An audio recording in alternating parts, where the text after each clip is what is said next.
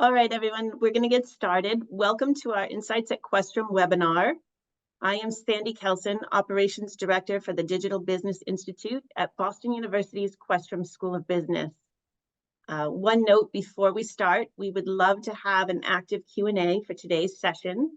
So if you have any questions, please type them in the Q&A box in the bottom of your screen. Our guest today is Garrett Johnson, Assistant Professor of Marketing. Welcome, Garrett. And moderating today's discussion will be Andre Fradkin, Dean's Research Scholar and Assistant Professor of Marketing. And Andre, I'll turn it over to you now. Well, thanks everyone for joining us for this webinar. We are very excited to have Garrett Johnson tell us about life after cookies. Garrett is perhaps the premier voice in academia on privacy policy and digital advertising. So it's really a special treat to listen to him tell us about this exciting new topic. So Garrett, why don't you take it away? Thank you very much, Andre, for that most kind introduction. So today we're going to talk about one vision for the future of digital marketing, which uses privacy-centric technologies, specifically focusing on Privacy Sandbox. Privacy Sandbox is a really challenging topic to get our heads around, one for which we lack, I think, good data to help understand. And so today I hope to bring several data points to help inform this important discussion. All right, so our plan today is to spend a little bit of time introducing the Privacy Sandbox. And then I want to talk about this dashboard I've created that tracks the adoption of Privacy Sandbox by industry. I think this is a helpful way of making these new technologies come alive and understand the movement that's happening in this space. And then in the last part, I want to talk about the very early results from an industry-wide experiment to evaluate Privacy Sandbox. We're going to be looking at that in two parts, looking at the impact for publisher revenue, as well as the impact for advertiser performance. Now, I should say at the outside, we could probably spend the full hour on any of these three topics. So I'm going to be moving quite quickly, but we should be saving a lot of time for questions at the end as well. Okay, so I'll start with a high-level introduction to Privacy Sandbox. Before we dive into that, kind of the 10,000-foot view of what the problem is that, the internet has been traditionally funded by advertising. And so the goods and services that we enjoy online, the ability for businesses of all sizes to connect with consumers has been tied to this new way of doing advertising. And that way relies to a significant extent on cross-app and cross-site identifiers like cookies and mobile ad identifiers in order to make advertising work. And so the hard trade-off that we have as a society here is the trade-off between the ad-funded internet as we've kind of grown up with versus privacy. And this is a difficult trade-off, one that some people want to ignore. But in other research that I've done in the past with my co-authors, we've looked at what happens to ad prices when users opt out of cookies, and we found that ad prices fall by about 52%. So there really is significant value here, and this trade-off is a very difficult one we face as a society. Now, where things get interesting is the advent of privacy-enhancing technologies, which are technologies primarily invented by computer scientists, which allow for data to be used for value-creating use cases like targeted advertising, while still protecting people's privacy. And so, I'm not going to be getting into the details of privacy-enhancing technologies. Examples include keeping the data on users' devices, adding noise to data, restricting data flows, using various forms of encryption. But I am going to talk about, I think, one of the premier examples of using privacy-enhancing technologies in industry, which is Privacy Sandbox. So Google's Privacy Sandbox consists of multiple technologies that aim to preserve the benefits of cross-site and cross-app identity in online advertising while offering superior privacy protection. So I'll walk through some of these technologies on the next slide, but the main benefits is the additional revenue associated with this form of targeted advertising. And in terms of improving user privacy, the focus is on reducing tracking users across websites or across apps. Now, probably many of you are aware that the big news from last week was that Chrome delayed the cookie deprecation, which was slated for sometime in the end of this year to sometime in 2025. Now, actually, 1% of users already have their cookies deprecated ever since January of this year. And so this is a matter of increasing it to 100% at some later date. I also want to mention that these technologies aren't just proposals. Industry testing has been ongoing since 2021. So there's a lot of things within the privacy sandbox. A quick overview is that many focus on different ad technology use cases. So the first is targeting, which includes Topics API and Protected Audience API. My talk today is going to focus on those two things, and so I'll unpack those a bit in the next couple of slides. But there's also technologies to help with ad effectiveness measurement, to reduce fraud in advertising, as well as many parts or many components that improve user privacy by either increasing the boundaries across websites or making it hard for companies to track users through covert ways. So what's interesting here is that having an identifier like a cookie is kind of like a silver bullet technology that many use cases can be used from that simple single technology. And once you get rid of it, but still want to get these kinds of jobs done, the solution has been to have multiple technologies. Okay, so let's start with Protected Audience API. And Protected Audience API is going to allow for retargeting in a way that preserves user privacy.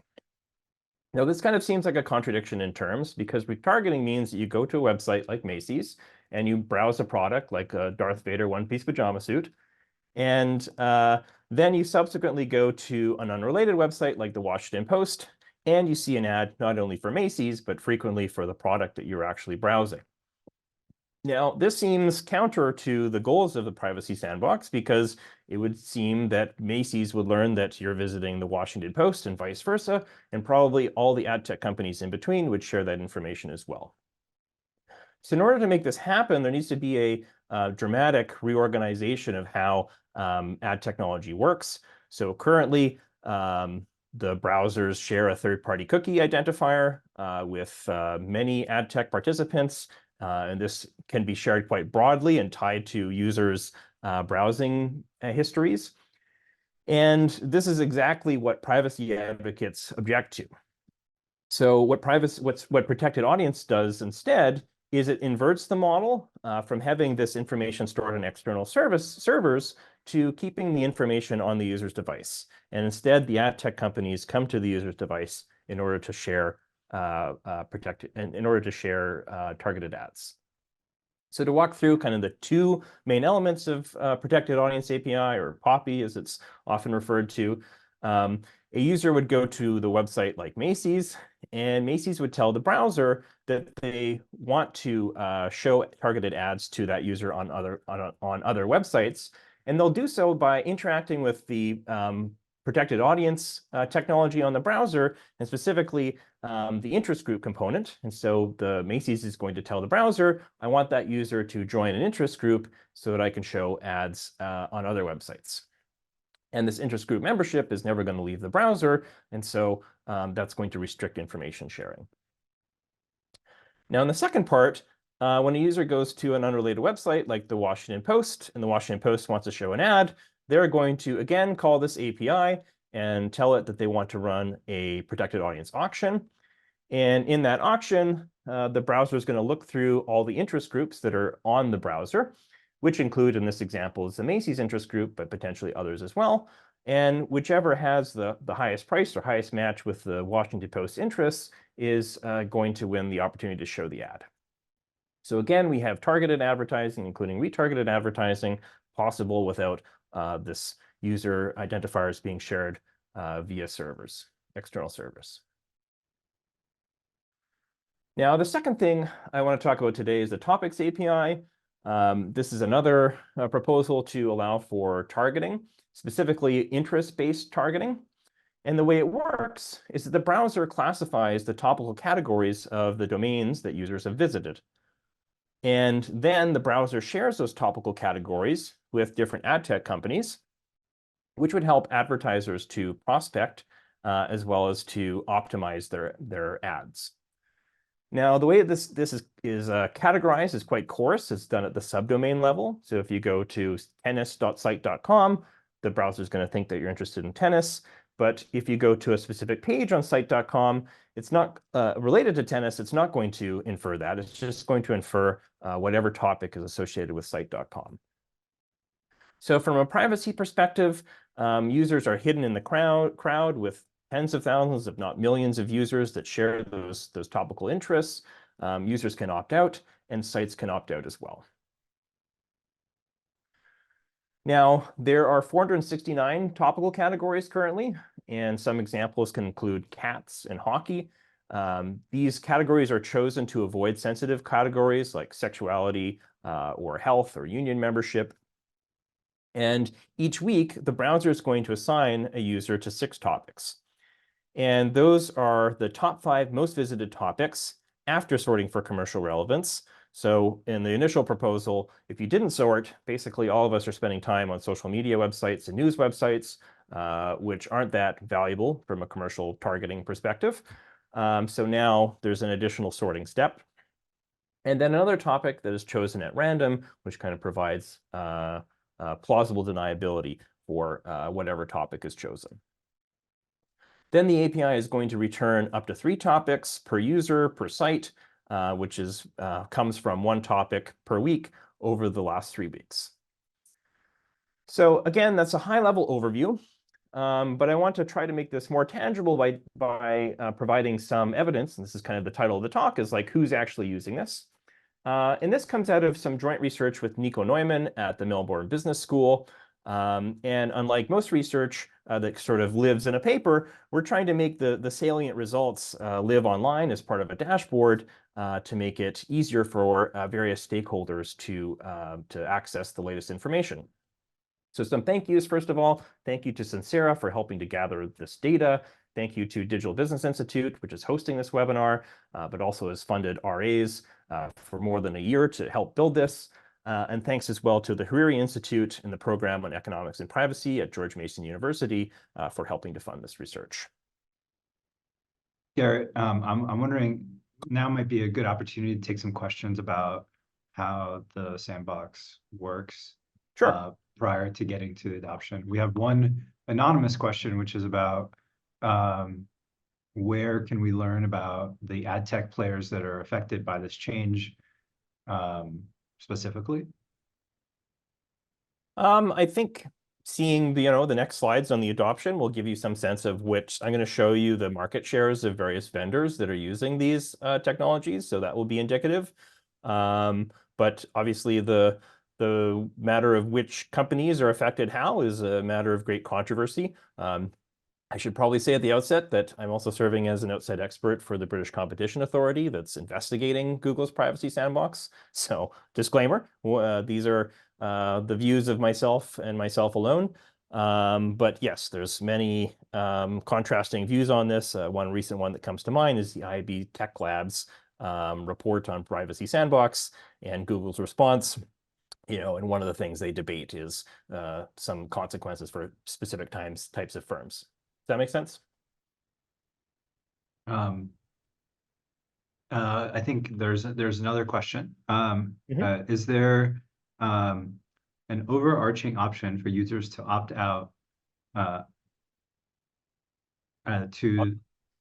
opt out? And then the question says, I don't believe there is a right to force advertising on users. Yeah, so there is an overarching ability to opt out. I think in the past browsers have sent out some of those signals which for various reasons haven't been adopted by the industry. Other browsers have just turned off third-party cookies without any sort of replacement technologies. And in this case, the user does gain control to in the case of topics, to opt out of topics, to actually manually grab some of the topics and remove them if they don't find an alignment with their interests. Also with protected audiences, you can see the companies that have added you to protected audience interest groups, and you could turn off some of those as well. So there's some sense in which putting more control on the browser can be aligned with the user interest, or at least the user's ability to control these technologies. But that last point about avoiding advertising, I mean, I think a lot of people want to avoid advertising, and a lot of people do use ad blockers to avoid advertising. I think the challenge is that the companies and the journalists and the content that's funded with advertising would look very different if all of us did opt out. And so, you know, I think there's a difficult trade-off to be had here, and we're trying to balance competing interests, and one of those interests is in making sure that we have good content at a low price for people, as we've had enjoyed in the past. Okay. And then just like the final set of questions. One question is about, like, does this technology in any way affect the performance of the browser in terms of lag? And then also, does it interact in any way with VPNs? I don't see an immediate issue with VPNs. I mean, part of one of these proposals is to make it harder to do IP-based fingerprinting. So I guess maybe, and that's a very hard problem to solve. That's a problem that VPNs help to solve. And what was the first part of that question again?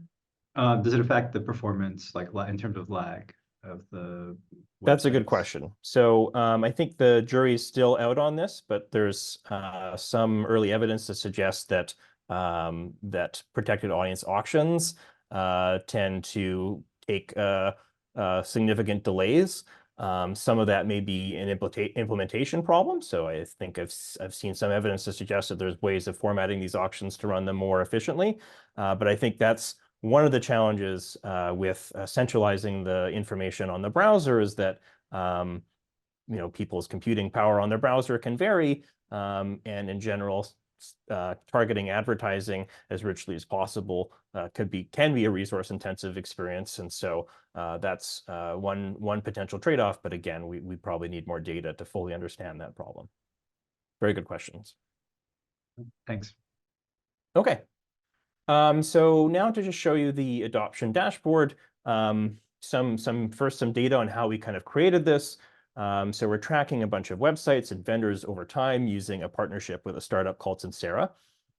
And Sincera specializes in visiting websites with scanners and identifying kind of all features of their use of ad tech. So the companies that websites are working with, their consent management settings and effect of those settings, the approved sellers, and now Privacy Sandbox use as well. And so Sincera's crawlers are going to visit a website. They're going to intercept data from the sites and the vendors that are trying to interact with the Sandbox APIs, and then we'll get all that data that's being passed through to the APIs. And our focus is on protected audience and topics APIs. That's the data I'll be showing you in a bit here. Before I show you this, I want to emphasize that this is a difficult thing to do. These are new technologies, and we've come upon some problems along the way. So a major problem is that we don't observe Google on protected audience API until a month and a half ago, due to some technical setting that we needed to do to make that work. We also stopped observing Criteo on protected audience auctions after November 2023.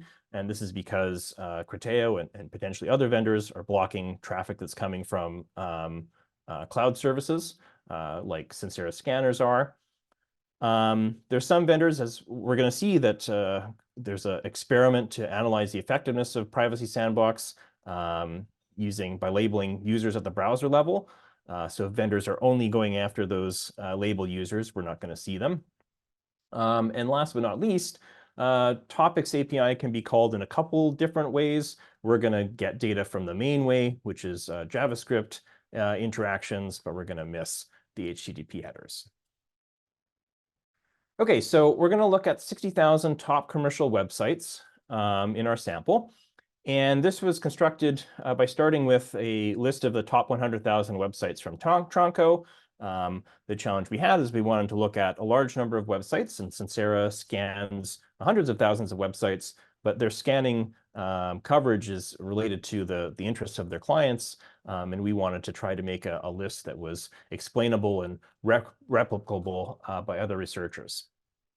So the next step is we're going to filter out a bunch of different types of domains. So we're going to remove large countries in Asia, Africa, and the Middle East, most notably the top-level domains of China and Russia.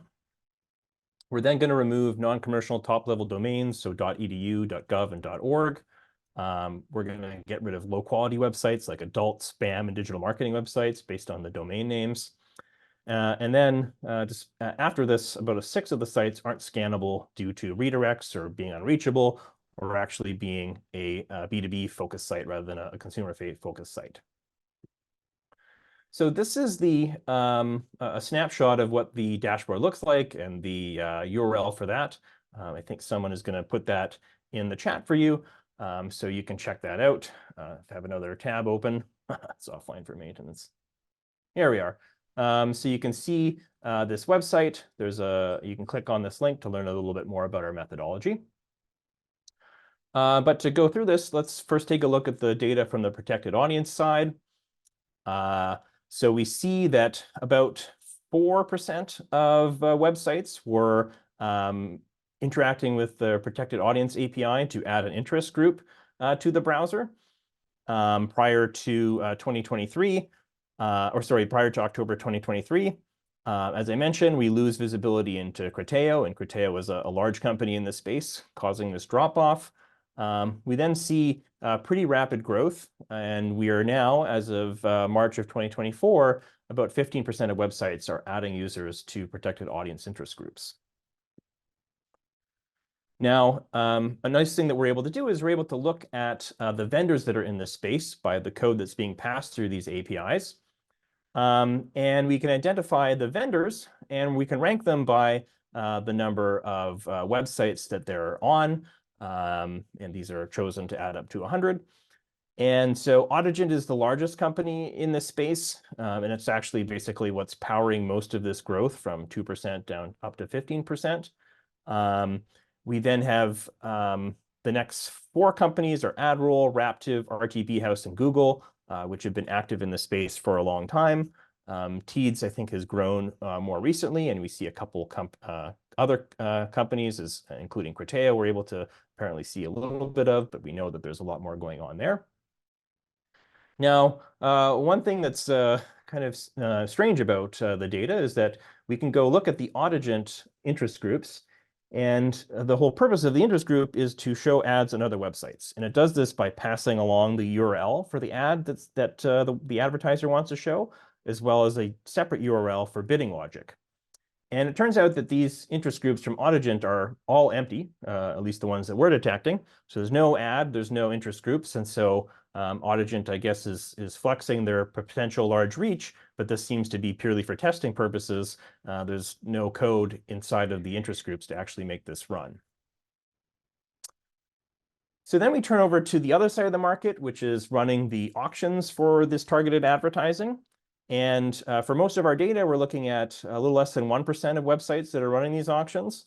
But this is with the significant caveat that we weren't able to see Google until the end of February. And in just a week or two of seeing Google, we see this large increase in the share of websites up to about 13%. We expect that this number is going to be even higher when we look at March and April. But there's been so much more data collected that it's actually kind of killed our data science pipelines. So we're still working to repair those and hope to be able to report the more recent data soon. So even though we only see Google for part of February, they have 93% market share as a top-level seller. The other main company in this space is called SeedTag. So then pivoting to the Topics API side, we see a much larger set of websites are calling the Topics API. So at by March, we see about 41% of websites are calling the Topics API website. We speculate that this reflects the greater ease of use of Topics API. This is something that you can integrate into your existing status quo ad buying, whereas protected audience requires, a pretty dramatic reengineering of how ad technology works today.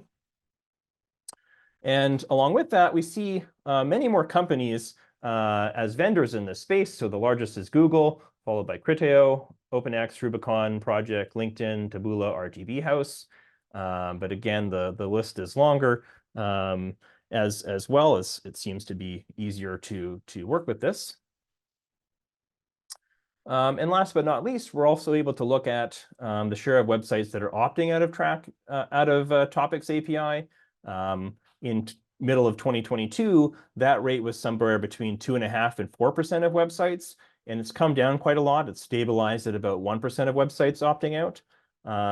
And I speculate that this reflects greater dissatisfaction with the prior version of Topics, which was called Flock, which involved a lot more different consumer segments than Topics API. And so that seems to have reduced some industry hesitation in this for this technology. All right, so maybe this would be a good time to pause, Andre, if there's some more questions that have come in. Yeah, excellent. So really interesting results. There's a question about content and whether it's good because it's advertising supported. Like, I think this is just a question about like whether we think advertising is welfare enhancing or not. So if you want to talk about that. And what's the connection to content, sorry? I think maybe not my question, so I wish there was a clarification here, but let me try to interpret it. Well, if we think that advertising supports content and that without said advertising, we would have a lot less good content, whether that's content that's for consumption or just other organic shopping content. Is there an implicit assumption that advertising is good for welfare given what it enables?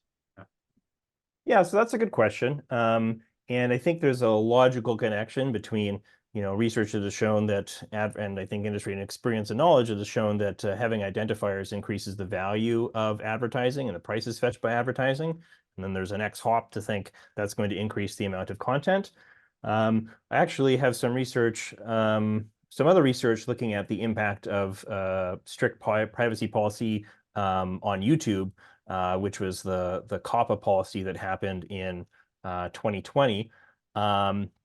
And that research showed that when strict privacy regulations were put in practice on YouTube for made-for-children content, there was a reduction in content quantity produced, and also a reduction in the quality of content. So I think there's our evidence and some other evidence suggesting that this is a real thing and a real issue for consumers. Of course, privacy has offsetting benefits, and so those are hard to quantify, but that doesn't mean that they're not real or important. And then on the terms of the user side, I think the other missing ingredient is just the value from advertising itself. I think we like to kind of cast advertising as a nuisance, and maybe on average it is. But I think that many targeted ads can be useful to users, though some targeted ads may be uncomfortable to users, and that could cause a problem. And the last thing I'll say there is I don't think we want to romanticize too much what life looks like without targeted advertising. We can basically fire up a Safari browser today and have that experience. The ads that I see are basically like credit score ads and like earwax removal ads. It really does underscore the point that having information about the user really improves the match between advertising and users. Though, of course, this misfires all the time as well.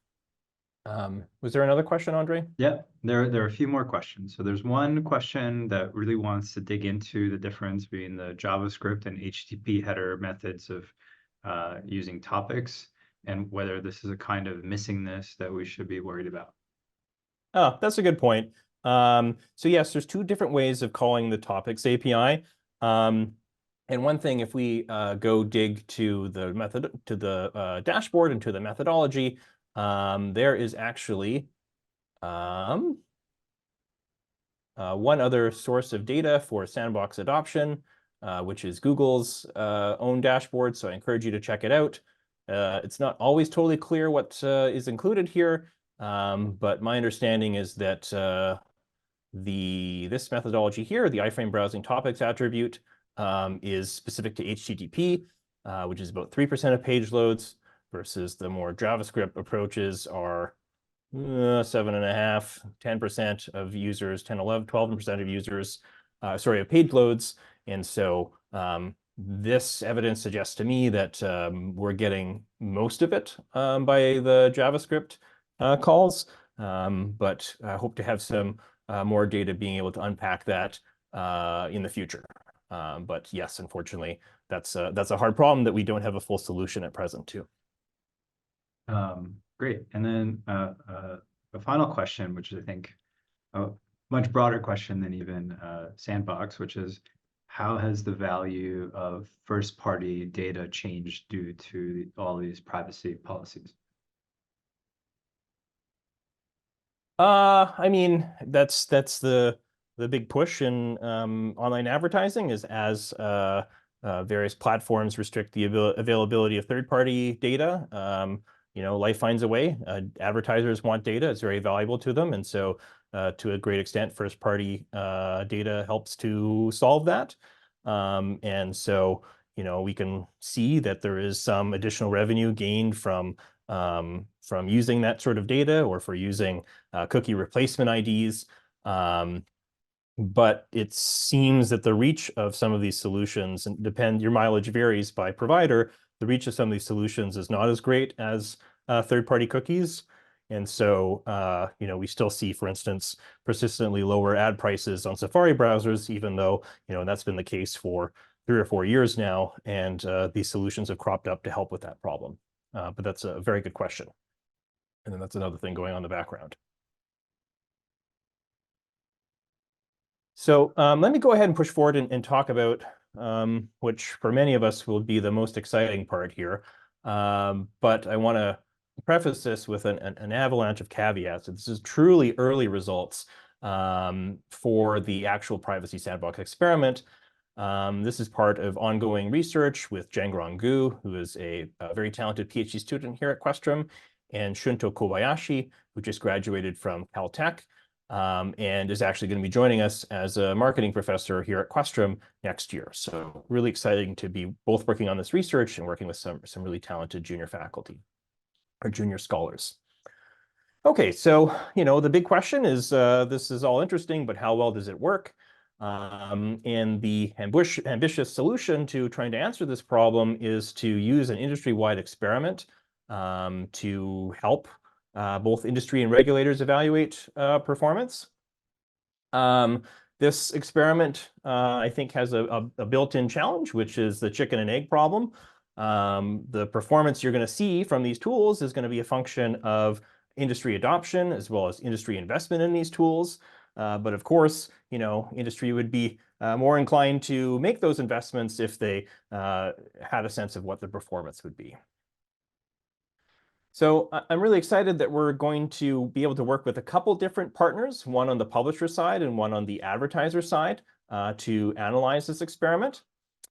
The core of this experiment involves Chrome randomizing users into 3 different groups.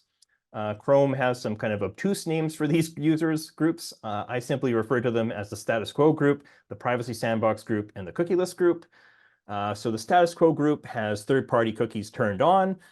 Privacy Sandbox is not turned off, but it's sort of on an honor system to not use it, or to at least not use the targeting algorithms.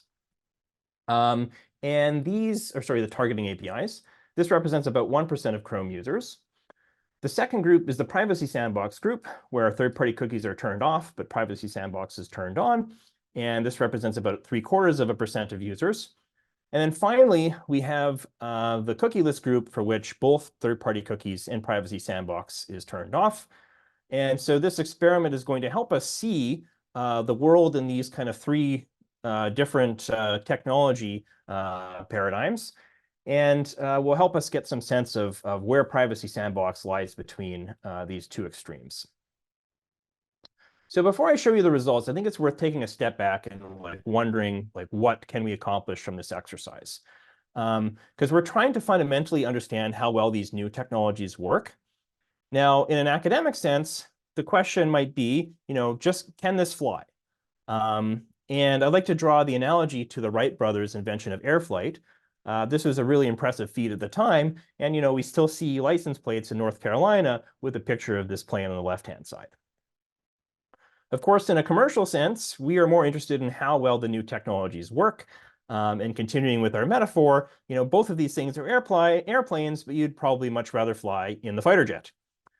So to crystallize my meaning, what we most want to know is, what does the world look like when industry does not have cookies and embraces privacy sandbox or whatever cookie alternatives they embrace?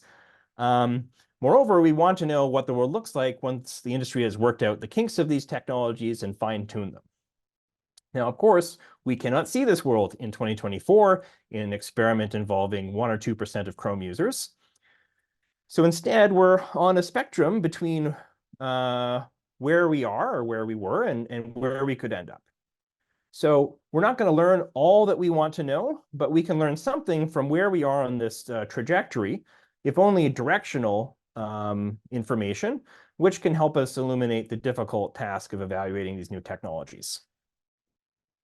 So let me show you the experimental design pictured in a different way. We've got users with cookies depicted by a cookie monster. We've got users in the privacy sandbox with Chrome depicted by the sand buckets. And then finally, some deep Sesame Street trivia. This is Cookie Monster's cousin, Baby Monster. And Baby Monster, unlike Cookie Monster, does not like cookies. So she's going to represent our cookieless group. So we've got these users, and they're arriving at publishers, and publishers are going to want to show ads to these users. And on the opposite side of the market, we've got advertisers that are trying to reach these users with products and services. And in between, we've got ad tech companies, some that serve the publisher side, some that serves the advertiser side. And we know that ad tech is very complicated. There could potentially be many layers in between these different sides of the marketplace. So we're going to work with a publisher side partner to understand the revenue performance of Privacy Sandbox. That partner is called Raptive, which was formerly Cafe Media. And what's really exciting about this partnership is, number one, they are great thought leaders in this space and in the advertising technology space in general.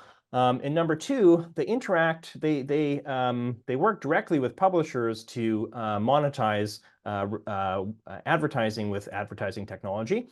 And so they get to see a 360 view of publishers' revenue. And that avoids the problem that there's kind of missing revenue that we're not accounting for. So the data that we obtain are the revenue per impression tied to these experimental labels of these three main groups. We're going to get a lot of data, hundreds of millions of impressions. We're going to be able to look at thousands or even tens of thousands of publishers, which I think is going to give us a wide view of the industry. But one limitation that we have with this experiment is that we're using, again, these impression level logs.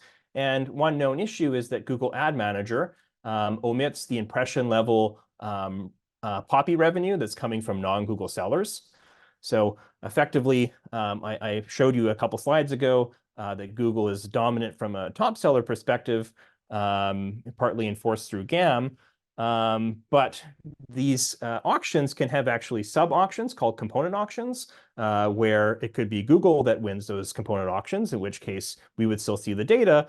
But if another company like OpenX wins those component auctions, we're not going to see the data. And so there's going to be some kind of undercounting of the revenue going through POPI as of today. And this is a known issue that GAM has publicly acknowledged. All right, so let me show you the very early results here, where we're going to show the revenue on average per impression in these three different groups, indexed to the status quo. So the status quo by construction is at 100%. The cookieless group is about a third lower than that, and the sandbox group is 68.68%. So I think a very useful term is to think about, the distance that Privacy Sandbox has traversed between the cookie list and the status quo group. We refer to this as the recovery rate. And the recovery rate is 8.5%. And again, this data is as of a month ago. Now, I want to pause here because I think there's a danger of overinterpreting this figure and getting discouraged, or maybe reaching for a pail of ice cream. So the first thing is, again, we're on a spectrum here. We expect that the revenue will improve with increased adoption. The recovery rate a month ago was 5.6%, so we've already seen a 50% improvement over what that was. Number two, again, our data emits revenue from these non-Google PAPI sellers. I don't think this is going to dramatically change our results, but it should improve them a little bit. And number three, if advertisers don't use these tools, then we're not going to find anything, right? The effect of nothing is going to be zero. So we know from our other research and the slides that I just showed you that adoption of these technologies is still relatively low. This experiment began in January, and there's some companies that have been working on this, a long time ago, as far back as 2021, and continue to do so. But many companies that propose to test the sandbox appear to be delaying until somewhere between April and June to do so, June being the deadline for the CMA to receive people's reports back on this experiment. And number four, ultimately, the publisher's recovery rate is going to reflect the change in advertiser performance. And I'll come to those results in a couple of slides, but I'll say that the news is better there. So that creates some additional cause for optimism. So in summary, these results are early, and we're going to continue to monitor them. We will report our findings to the CMA and encourage other industry participants to do so as well. All right, Thanks, so now we go to the advertiser side of the market. Go ahead. Yeah, there are a few questions, so I figured it would be a natural point to take some of those. Good instinct. Yeah, so there's a question about whether this experiment is an intent to treat design, and if so, like, for example, users can opt out in a variety of ways, or they can opt in. And so do you also observe the realized opt-in / opt-out rate in addition to the intent to treat assignments? Okay, so that's a very sophisticated question. So essentially, when I said that these numbers were about 1%, what's going on in the background here is this conditions on users that aren't blocking third-party cookies. And so this is going to end up being actually a little less than 1% of browsers. And so in that sense, it's somewhat, I guess, treatment untreated if we're looking at the effect of cookies, because people that are blocking cookies are not going to have an effect. So I think that is probably the main issue. I mean, I guess there's another issue of just what happens if users opt out of this. So for instance, maybe some users are going to say, hey, I don't like my website's breaking. I want to turn these third-party cookies on. I don't have data on that. In principle, perhaps Google has data on that. And that would create a little bit of headache. But yeah, unfortunately, I don't have data to speak to that issue. It's a good point, though. Then there's a question about whether cookie-less revenue will change with future technology developments or with learning. Okay, so there's a question of like, will this kind of go up, even without sandbox technologies? Let me try to give the quick answer for that. So in principle, this could go up or down. This could go up because the technologies could continue to improve. In principle, these technologies have been in place for, a long time, because Google is the last kind of large browser to not block cookies. But maybe future technology development or consolidation would cause this to improve. There's also reasons to worry that this code could go down. To make a long story short, when advertiser sees a cookie from Chrome, they expect that user is more likely to be valuable, and so they'd be more likely to try to bid on a Chrome user than they are, for instance, a Safari user. And that's in large part because there's a lot of cookied users. So once that calculus changes, this number could go down. So yes, I think that there's we want to be careful about relying too much on this being a floor or a ceiling on what could happen to cookie prices, or sorry, to advertising prices without cookies. Okay. Great. And then there's one final question, which is just, what's the state of other browsers adopting the privacy sandbox? Yeah, so that's an interesting question as well. So Chrome has launched these technologies.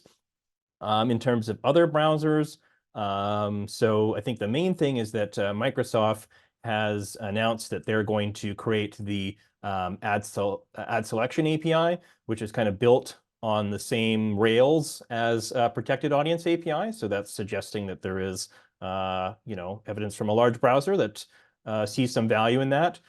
They have some engineering differences in how they approach their technology, but the fundamental rails are the same.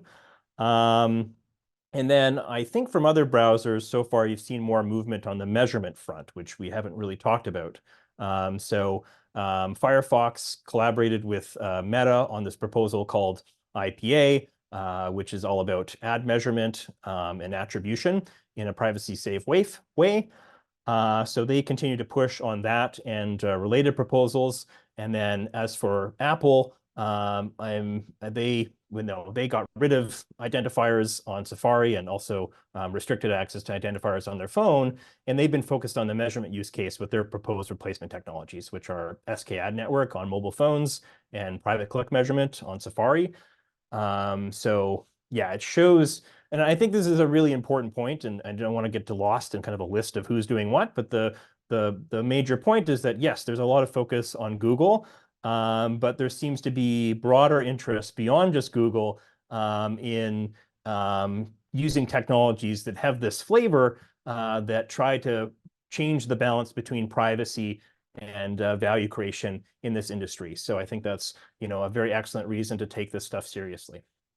Let's talk about the last part, which is, I think, really interesting, which is what happens to advertiser performance. Before we get there, we're going to have a bit of a headache, which in doing so, which is that if you are an advertiser side ad tech and you're trying to compare the performance across these different user groups, in order to see those different user groups, you're going to have to rely on your partners, which are the publishers, as well as the various ad tech companies between yourself and the publisher, to pass that information along. And it turns out that some of these, whether it be publishers or ad tech companies in between, are not passing this information along. Now, this is really meaningful in an experiment because that means that you're going to be having missing data. And especially when it's happening at the ad tech level, this data is not going to be missing at random because you have different competition across these three different groups. And so you have different ad tech companies that are more or less present in these three different groups with, again, different reporting standards. So, unfortunately, a serious challenge here is that this industry-wide experiment, if you're living at this stage of the ad tech pipeline, you don't get to enjoy kind of the full value of that experiment. So we've thought hard about potential solutions to this, and we've worked with a partner on the advertiser side to do this. And our solution is to leverage the fact that our partner integrates directly with the advertiser to get data on user performance at the advertiser level. And so we're able to use this advertiser side data on clicks and conversions by experimental group to recover the performance across these three groups. And that is because the advertiser's websites gets to directly see this information of which users belong to which group. And so we're able to look at the performance across these three different groups. And there's an earlier question about intent to treat. This is very much an intent to treat approach to analyzing this experiment. And we're relying on the total data, so the weekly total advertiser data by these experimental groups. And we have the virtue of looking across more than 1,000 advertisers. So what's kind of interesting about this is that this is going to tell us the incremental lift in conversions by sandbox versus status quo advertising approaches. And a part of my other life as a researcher is measuring the incremental effects of advertising. And one thing we know from that research is that this is a very hard problem because ad effects are very small. And so the resulting measurements tend to be quite imprecise. Now, this experiment is only going to look at 2% of users for one browser. And so this is going to create, a real challenge from a precision perspective for us, even though we're able to look across more than 1,000 different advertisers and several months of performance. But we do get this kind of unbiased experiment recovered. All right, so let me show you now the early results from the advertiser side. So we're going to look at clicks, post-click conversions, and conversions. And if we compare the clicks from the cookie list group to the status quo group, this cookie list group sees 85% fewer clicks. And the Sandbox group relative to the status quo group sees 41% fewer clicks. And so the recovery rate, which is again, just how far has Sandbox traversed between cookie lists and the status quo group, is going to be 52%. So significantly better performance on the on the advertiser side. We see similar numbers in terms of post-click conversions, which is those conversions that are connected to a click. And on an advertisement, so this is falling by 80% in the cookie list group, 40% in the Sandbox group for, again, a recovery rate of 49%. And then we turn to the conversions, which is interesting because conversions is looking at all conversions on this website for users in these different groups. And many of these conversions happen without an advertisement. So there's a lot of baseline conversions here. And so effectively, what this -6% means is that when you reduce the amount of advertising by something like 80%, you see a 6% reduction in conversions, which is, again, much smaller because many conversions would happen in the absence of advertising. Then looking at the difference between the Sandbox and the status quo group, that's -3.6%. And so the recovery rate here is 28%, with the caveat that this number is extremely noisy. So we don't want to take this 28% too literally. And in fact, these numbers here being quite a bit more precise, I think gives us some sense that this may be an underestimate. So I want to also just add one remark here on the advertiser side. Obviously, the performance is much better here, but still seeing a performance fall by 50% is maybe not something to be too excited about.